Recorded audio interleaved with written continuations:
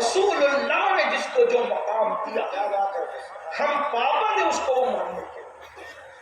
یاد رکھنا، اس کو ایک مثال کے ذریعے سمجھو کہ سب لوگ محبوب الہی کے بارے میں یہ جانتے تھے کہ ان کے جانشین ہوں گے امیر خسرو، تو محبوب بہت ہے، سوچنا غور کرنا۔ محبوب الہی کے بارے میں سب کو یقین تھا، کئی خلیفہ بنے انہیں کی سفارش تھا، امیر خسرو ملک الشورا، کوئی کمی نہیں تھی امیر خسرو میں، اگر ان کا کلام پڑھے تو لوگ جھوم جھوم جاتے۔ آج 6 ساڑھے 6 صدیاں 7 صدیاں بیتنے کے بعد بھی کلام خسرو کی کوئی مثال سامنے نہیں آتی، لیکن سب کا خیال تھا حضرت محبوب الہی کے بعد جانشین کون ہوگا؟ امیر خسرو۔ کون ہوگا؟ امیر خسرو۔ لیکن جب جانشینی کی بات آئی تو آپ نے نام پیش کیا خواجہ نصیر الدین جلال دہلوی کا۔ لوگ حیران ہوئے، محبوب خسرو اتنے اور جانشینی خواجہ نصیر، تو آپ نے جملہ فرمایا نظام چاہے خسرو اللہ چاہے نصیر۔ نظام چاہے خسرو، نظام چاہے اللہ چاہے نصیر، تو مقام جس کے خدا کی طرف سے متعین ہے ماننا ہمارے لیے ضروری ہے۔ یہی تو فرق ہے عیسائیوں میں ہم میں، یہی تو فرق ہے یہودیوں میں ہم میں، یہی تو فرق ہے مشرکوں میں ہم میں، کہ وہ اپنی مرضی سے مانے تو مان کر بھی گمراہ ہو گئے، اور ہمارے ماننے میں یہ ہے ہم مرضی سے نہیں مانتے، حضور نے جس کا جو مقام متعین کر دیا ہم اس کو اسی مقام پر مانتے۔ یہ بات ہماری ہے۔ تو ان میں سے صدیق اکبر جس کی صحابیت قرآن سے ثابت ہے، قرآن کہتا ہے اذ یقول لصاحبہ، انہوں نے اپنے صاحب سے کہا، قرآن جس کی صحابیت کا اعلان کرے وہ صدیق اکبر ہے۔ اور یہ بات یاد رکھنا، لوگ کہتے ہیں سید یہ بات کیسے کہہ سکتے ہیں؟ میں کہتا ہوں سید ہی نے کہا، مرتبہ حضرت صدیق کا یہ ہے سید، جو اپنے باپ داداؤں کے نقش قدم پر ہے وہ نئی بولی نہیں بولتے، وہ تو پاپا نے اپنے باپ داداؤں کی فکر۔ مرتبہ حضرت صدیق کا یہ ہے سید، ہر فضیلت کے وہ جامع ہے نبوت کے سوا۔ یہاں علاقائی اصلیت نہیں ہے، نسبی اصلیت نہیں ہے، حضور نے جس کو جو مقام دے دیا، بلکہ یہ بات حضور محدث اعظم نے مرضی سے نہیں کہی۔ ایک مرتبہ امام زین العابدین سے کسی نے یہ پوچھا، توجہ کرنا، امام زین العابدین سے پوچھا سید یہ بتاؤ، امام الائمہ یہ بتاؤ کہ رسول اللہ کی بارگاہ میں ابو بکر کا مرتبہ کیا ہے؟ ابو بکر کا مرتبہ کیا ہے؟ تو امام زین العابدین کہتے ہیں جو آج ہے وہی کل کا۔ توجہ ہے، جو آج ہے وہی کل کا کیا مطلب؟ کہا آج سب سے زیادہ قریب کون ہے؟ مزار میں سب سے زیادہ قریب کون ہے؟ تو جیسے آج سب سے زیادہ قریب ہے ویسے وہ کل بھی سب سے زیادہ قریب تھے۔ اور مرتبہ ہے کس چیز کا نام؟ جو نبی سے جتنا قریب ہوگا وہ خدا سے اتنا قریب ہوگا، جو خدا سے جتنا قریب ہوگا اس کا مرتبہ اللہ کے نزدیک اتنا ہوگا۔ امام زین العابدین فرما رہے، امام زین العابدین فرما رہے، مگر سنو سنیو، جس کا پیر و مرشد رسول اللہ۔ داتا صاحب اپنی کتاب کشف المعجوب میں لکھتے ہیں، میں پیری مریدی کا مخالف نہیں، پہلے سن لینا، سلطان پور والوں، اور دیہات کا نام کیا ہے؟ چھتونا والوں، بات مفہوم مخالف مراد نہیں لینا، اور جو چھپ کے سننے ان سے کہتا ہوں کلپ ایمانداری سے کاٹنا اگر کاٹنا پڑے تو، اس لیے کہ تمہیں بھی اللہ کی عدالت میں کھڑے ہونا ہے۔ فیور بڑھانے کے لیے اگر بات گرم مسالے لگاتے ہو تو تمہیں بھی اللہ کی عدالت میں کھڑے ہونا ہے۔ ایک بات آپ سے کہتا ہوں، پیری مریدی کا میں مخالف نہیں، کسی سنی کو دماغ میں ٹارگٹ کر کے تقریر کرنے کو غیبت اور حرام سمجھتا ہوں، لیکن ایک بات ایمان رکھتی کہتا ہوں سننا، ابو بکر صدیق کو جیسا پیر ملا تھا اس پیر کا کوئی تصور کر سکتا ہے؟ اور داتا صاحب نے جو کشف المحجوب میں لکھا ہے وہ بڑی بات ہے، داتا صاحب لکھتے ہیں داتا علی حجویری یہ بھی علی پاک کی اولاد ہے، یہ بھی علی مرتضیٰ کی اولاد ہے۔ کیا کہا داتا صاحب نے؟ فرمایا رسول اللہ جیسا کوئی پیر نہیں، رسول اللہ جیسا کوئی پیر نہیں، اور ابو بکر صدیق جیسا کوئی مرید نہیں۔ سبحان اللہ۔ اب سننا اس پر، وہ صدیق اکبر جس کو اپنے مصلی پر رسول اللہ نے کھڑا کیا، حضور نے خود کھڑا کیا، یاد رکھنا حضور نے خود کھڑا کیا۔ اگر کرسی پر مجھے میاں بٹھا دے تو میاں کے ماننے والے مجھے اٹھا سکتے ہیں؟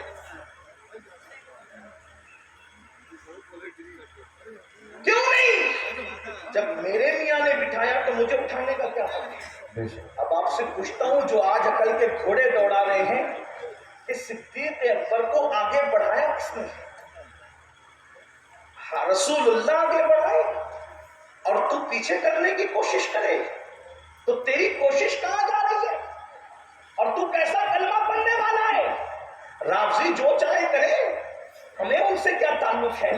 اس لیے کہ جن کے کپڑے سیاہ ان کے دل سیاہ۔ کیا جملہ ہے! ہم کپڑے والے اہل بیت والے نہیں ہیں، ہم دل والے اہل بیت والے ہیں۔ اور ہم تو یہ کہتے ہیں سنو، جو لوگوں کو آج اہل بیت کے ذکر سے تکلیف ہے ان سے کہتا ہوں ذرا ہماری یہ گفتگو پر بھی تو توجہ ہو۔ اللہ اکبر! ہم اہل بیت سے محبت بھی کھل کھل کر کرتے ہیں اور رسول اللہ کے اصحاب سے محبت بھی کھل کھل کے کرتے ہیں، کیونکہ ہم منافق نہیں ہیں، نہ ہم اہل بیت کے نام پہ سیاست جانتے ہیں، نہ ہم اصحاب مصطفیٰ کے نام پہ سیاست جانتے ہیں، بلکہ ہم تو یہ کہتے ہیں اہل بیت کی محبت میں مضبوط رہو لیکن احترام صحابہ کے ساتھ رہو۔ واللہ ہمارے دلوں میں اہل بیت کی محبت بھی ہے اور اصحاب مصطفیٰ کی محبت بھی ہے، لیکن ان سے کہتا ہوں یاد رکھنا ذکر اہل بیت رافضیت نہیں ہے، صحابہ کی گستاخی رافضیت ہے۔ اور ہم اپنے منبر سے یہی کہتے ہیں اہل بیت سے خوب محبت کرو لیکن کسی صحابی کی بے ادبی نہ کرنا ورنہ جہنم کا کتا بن جاؤ گے۔ اللہ اکبر! اصحاب مصطفیٰ کا احترام کرنا، نسبت رسول کا احترام کرنا، جن آنکھوں نے آقا کو دیکھا ہے ان آنکھوں کا اکرام کتنا ہے۔ لیکن مسلمانوں سن لو، اللہ اکبر! وہ صدیق اکبر جس کو حضور نے مصلی پر کھڑا کیا وہ ابو بکر صدیق۔ اللہ اکبر! آقا کا ارشاد ہے، توجہ کرنا، ذرا دھیان دینا۔ آقا فرماتے ہیں جس نے اسلام پہ احسان کیا سب کے احسان کا بدلہ چکا دیا گیا، مگر ابو بکر قیامت کے دن ہماری طرف سے اللہ ابو بکر کو اس کے احسان کا بدلہ عطا کرے گا۔ وہ ابو بکر صدیق جہاں کوئی نہیں تھا، توجہ کرنا، جہاں کوئی نہیں پہنچا وہاں صدیق اکبر ساتھ میں تھے۔ وہ ہے غار، کون سا غار؟ غار ثور۔ اور وہاں کون تھا؟ دو ہی لوگ تھے، سب متفق ہے۔ حیرت کی بات تو یہ ہے روافض نے بھی اپنی تفسیر میں سورہ توبہ کی تفسیر میں یہی لکھا، اذ یقول لصاحبہ اذ ہما فی الغار کی تفسیر میں یہی لکھا کہ وہاں کون موجود تھے؟ دو تھے، ایک رسول اللہ تھے، دوسرے ابو بکر صدیق تھے۔ یعنی اس پر کسی کا اختلاف نہیں، حضور کے ساتھ صدیق اکبر تھے۔ اب تھوڑی بات اگر آ گئی ہے یار غار کی تو تھوڑا غار کا تذکرہ ہو جائے، ذرا توجہ کرنا۔ اگر سنے ہیں تو یاد ہوگا، نہیں سنے تو معلومات میں اضافہ ہوگا۔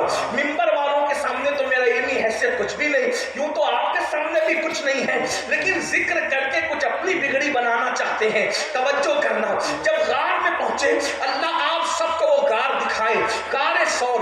اس میں جب جاؤ گے تو دیکھو گے کہ اس میں دو لوگ بیٹھ نہیں سکتے۔ میں بھی الحمدللہ گیا ہوں اور جب گیا تھا تو اس وقت میری عمر جو ہے 19 سال کی عمر تھی۔ میں پہلی بار جب میں غار پہ چڑھا تھا، لیکن یقین جانے میرے بھائی جب اتر کر کے آیا تو 2 دن تک کے جو ہے وہ عمرہ کرنے کی میری ہمت نہیں ہوئی۔ لیکن اب سننا مسلمانوں، اللہ اکبر!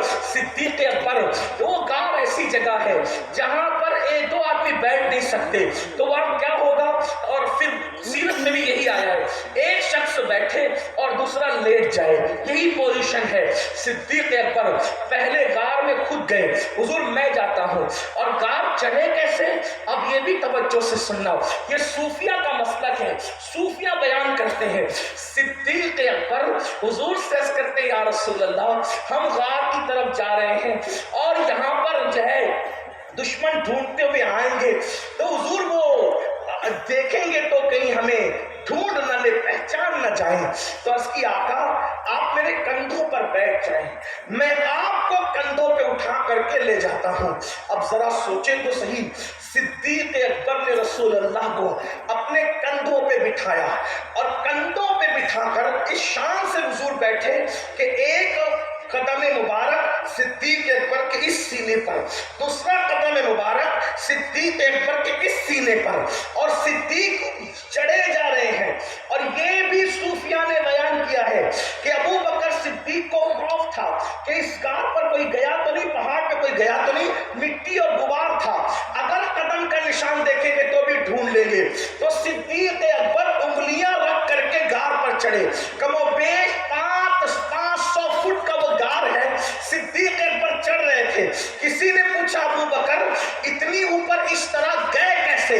تو صوفیہ کہتے ہیں کہ صدیق اکبر نے فرمایا میں تو اٹھا کے لے جا نہیں سکتا تھا، لیکن جب کمزوری محسوس کرتا تو حضور کے تلووں کو دیکھتا اور تلوے دیکھ کر کے چومتا، تلووں کے جلووں میں گم تھا اور غار ثور پہ پہنچ چکا تھا.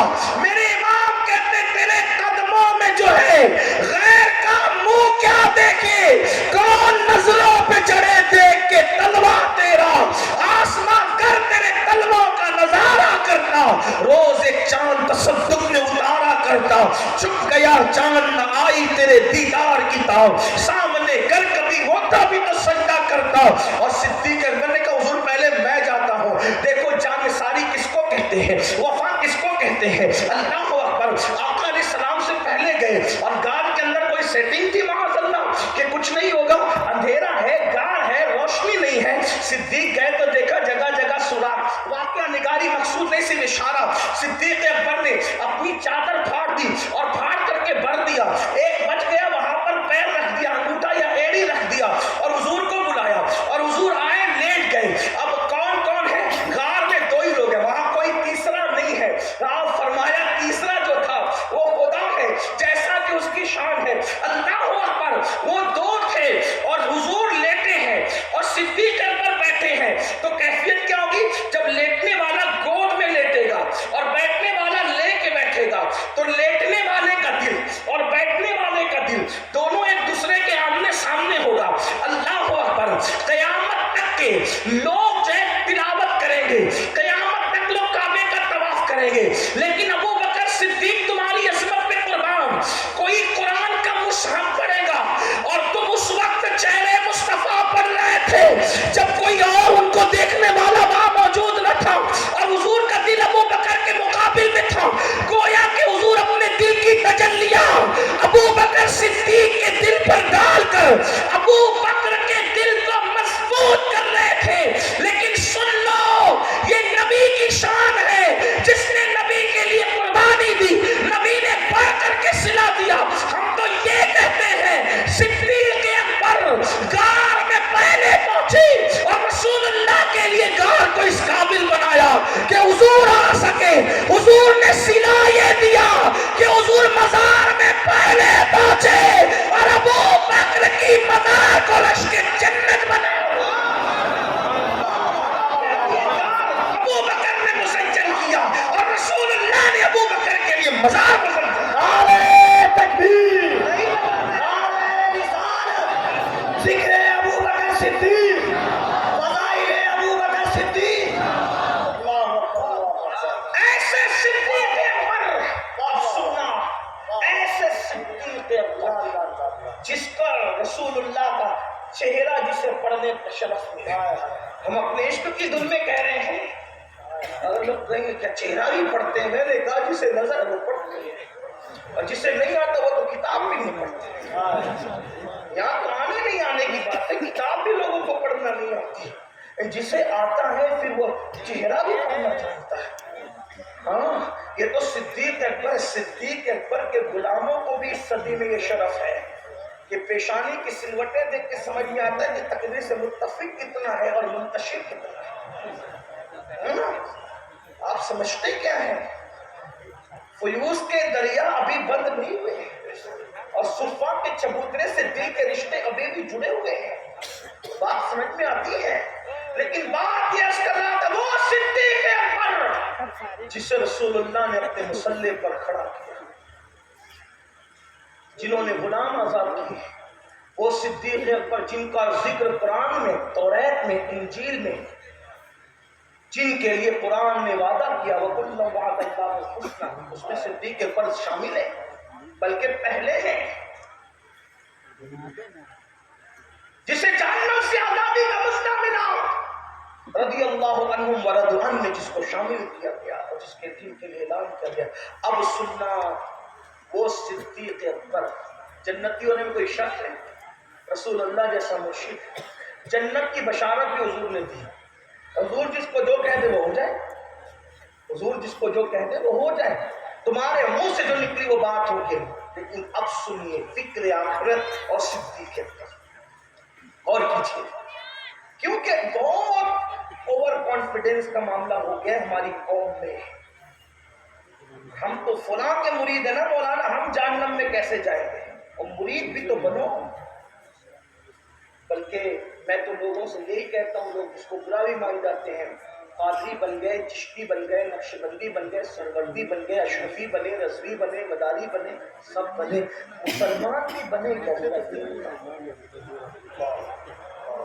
بتاؤ تم سبھی کچھ ہو، بتاؤ کہ مسلمان بھی ہو. مسلمان بنے، سلسلوں کی ڈگریاں سچا مسلمان بنے بغیر نہیں مل سکتی. جو فجر کی نماز میں سوتا پڑا ہے اس کو قادریت کی ڈگری کون دے گا میرے بھائی؟ جو داڑھی مڑا کر کے گٹر میں پھینک رہا ہے، نبی کی سنت کی توہین کر رہا ہے، اسے چشتیت کی ڈگری کیسے ملے گی؟ جو کسی عورت پر پاپ کی نظر ڈال رہا ہے وہ مخدوم سکنا کے دامن سے کیسے وابستہ ہوگا؟ جو سود کے گندے لقمے کھا رہا ہے اسے مدار پاک کا نام لینے کا حق کیسے حاصل ہے؟ آپ مجھے بتائیں کہاں ہو؟ کیا مسلمانوں تک یہ رسول اللہ کا فرمان نہیں پہنچا؟ اللہ کے رسول صلی اللہ علیہ وآلہ وسلم نے فرمایا جس نے سود کا ایک لقمہ کھایا گویا اس نے اپنی ماں کے ساتھ 36 مرتبہ زنا.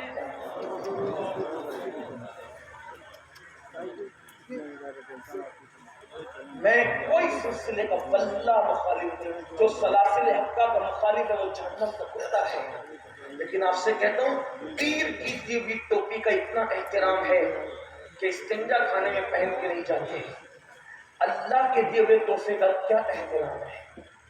اللہ نے تو نماز بطور تحفہ بھیجی تھی نا، اس کی کیا حفاظت ہے؟ پیر کی دی ہوئی ٹوپی کی تو حفاظت ہے، ان کی چادر کی دی ہوئی حفاظت ہے. کفن میں لے جائیں گے، بالکل لے جاؤ، اللہ مبارک کرے، اپنے سنبھال کر بڑے تبرکات اور اسی کو ذریعہ نجات سمجھتے ہیں. لیکن آپ سے پوچھتا ہوں پیر کے دیے ہوئے تحفے کی قدر ہے، اللہ کے دیے ہوئے تحفے کی کیا قدر ہے؟ خون کے آنسو رونے کا مقام نہیں. مسجدیں ویران ہو گئی ہے، ہزاروں کی تعداد میں جلسے میں ہم لوگوں کو دیکھ کے خوش ہوتے ہیں، اتنی پبلک آ گئی. کہ قیامت کی نشانیوں میں سے نشانی ہے کہ لوگ دین سننے جمع ہوں گے، دین پر عمل کرنے جمع نہیں ہوں گے. تو نشانی ہے. آپ ہم سینہ کھلا رہے کہ اتنے آگے. میرے عزیز میں تو کہتا ہوں اللہ کرے اس سے بڑھ کے آئے، لیکن عمل بھی تو کرے، عمل بھی تو کرے. عمل کہاں ہے؟ سود کے دھندے مسلمان کرے. مسلمانوں سن لو، ابن حجر یہاں تک فرماتے ہیں کہ سود کا دھندا کرنے والے، سود کھانے والوں کی قبروں پر میں نے شب قدر میں بھی عذاب ہوتے دیکھا. سود لینے والا اتنی بڑا مجرم، سود دینے والا اتنا بڑا مجرم، سود لکھنے والا، سود پہ گواہ بننے والا. کہاں ہے ہم؟ آج آج سود میں مبتلا ہوئے، جوا میں مبتلا ہوئے، جنگلی رمی آج پہچان بنتی جا رہی ہے مسلمانوں کی، شراب کے دھندے مسلمان۔ میرے عزیز ہنسنے کی بات نہیں ہے، جسے قیامت کے دن اللہ کی عدالت کہتے، ذرا اس کا تصور کر لیں۔ اللہ اللہ، جہاں قبیلہ، خطہ، علاقہ کچھ نہیں دیکھا جائے گا میرے عزیز، وہاں نماز، روزے، حج و زکات پر بھی بخشش نہیں ہوگی۔ وہاں تو حال یہ ہے کہ خدا جس پر کرم فرما دے اسی کا بیڑا پار ہوگا۔ یہ صدیق اکبر صحابہ کے امام، صحابہ کے امام صدیق اکبر۔ میں صدیق اکبر کے لیے کیا فضیلتیں بیان کروں، اللہ اللہ۔ کنز الاموال کی روایت ہے، میرے آقا کی بارگاہ میں حسان بن ثابت آتے کہتے ہیں، یا رسول اللہ صلی اللہ علیہ وآلہ وسلم، میں نے لی آپ کے لیے نعت لکھی۔ سرکار نے فرمایا، حسان میرے لیے لکھی، کیا تو نے کبھی میرے ابو بکر کے لیے بھی کچھ لکھا؟ میرے ابو بکر کی شان میں بھی تو لکھ کے لاؤ۔ اندازہ فرمائے جس کی منقبت رسول اللہ لکھوائے وہ کیسا ولی ہوگا اس امت کا۔ صدیق اکبر کی شان کیا ہوگی مسلمانوں، سوچو نا ذرا۔ اور پھر جو صدیق اکبر ہو، صدیق اکبر، اور کون صدیق اکبر؟ قرآن ان کے بارے میں رسول اللہ کا فرمان حکایت نقل کرتا ہے، لا تحزن ان اللہ معنا، ابو بکر غم نہ کر، اللہ ہمارے ساتھ ہے۔ کوئی صدیق کے ساتھ ہو نہ ہو، نبی نے اعلان کر دیا، لا تحزن، تو غم نہ کر، اللہ ہمارے ساتھ ہے۔ ارے تم صدیق کے ساتھ ہوئے تو تمہارا فائدہ ہے، نہ ہوئے تو صدیق اکبر کا بگڑتا کیا ہے؟ نبی تو اعلان کر چکے ہیں، ان اللہ معنا، ہمارے ساتھ اللہ ہے۔ جس کے ساتھ اللہ رسول ہو، ارے ان کے ساتھ ہو جاؤ تو تمہیں بھی اللہ رسول کا ساتھ مل جائے گا، یاد رکھنا۔ مگر وہ صدیق اکبر، اب سننا، دل کے کانوں سے سننا، مائیں اور بہنیں بیٹھی ہے تو ان کی بھی توجہ۔ صبح کا وقت ہے، فجر کی نماز کے بعد کا وقت ہے، صدیق اکبر چند ساتھیوں کے ساتھ جا رہے ہیں۔ آپ نے دیکھا کہ باغ کے اندر درختوں پر، کھجور کے درختوں پر اور باغ کے اندر چڑیا چہچہا رہی ہے۔ صدیق اکبر چہچہاتی ہوئی چڑیا کی آواز سن کر رو پڑے، اور رونے کے بعد کہتے ہیں، اے چڑیو تم کتنی خوش نصیب ہو، اے چڑیو تم کتنی خوش نصیب ہو، یہ کہہ کے رو پڑے۔ ساتھیوں نے کہا، اے ابو بکر آپ چڑیوں کو خوش نصیب کہہ کے رو رہے ہیں؟ تو صدیق اکبر کا جواب سنا۔ صدیق اکبر کہتے ہیں، اس لیے رو رہا ہوں کہ قیامت کے دن ان چڑیوں سے اللہ ان کے اعمال کا حساب نہیں لے گا، لیکن ابو بکر سے اس کے اعمال کے بارے میں پوچھا جائے گا۔ میں اپنے اللہ کو کیا جواب دوں گا؟ آپ سے پوچھنا چاہتا ہوں، یہ صدیق اکبر ہیں، آخرت کا تصور کر کے چڑیوں کو دیکھ کر کے رو رہے ہیں۔ آپ مجھے بتاؤ، جس کی راتیں قرآن پڑھتے گزرے، جس کا دن چہرے مصطفیٰ دیکھتے ہوئے گزرے، وہ صدیق اکبر رو رہے ہیں، اللہ کو میں کیا جواب دوں گا؟ اپنے اعمال کا حساب کیا دوں گا؟ اور ہم تو اپنے آپ کو قطعی یقینی جنتی سمجھ بیٹھے، مولانا میں جنت میں نہیں جاؤں گا تو کون جنت میں جائے گا؟ بلکہ کچھ لوگ تو یہ کہتے ہیں جنت میں ہم نہیں جائیں گے تو اللہ کی جنت ویران اور خالی نظر آئے گی۔ کیا کذب ہے، کیا جھوٹ، مکر اور فریب ہے۔ میرے اللہ کی جنت آج بھی ویران نہیں ہے، آج بھی ویران نہیں ہے۔ صدیق اکبر آخرت کی فکر کر کے رو رہے ہیں، یہ صدیق اکبر ہے۔ باتیں تو اور بھی بہت سی ہو سکتی ہے، اس میں فاروق اعظم،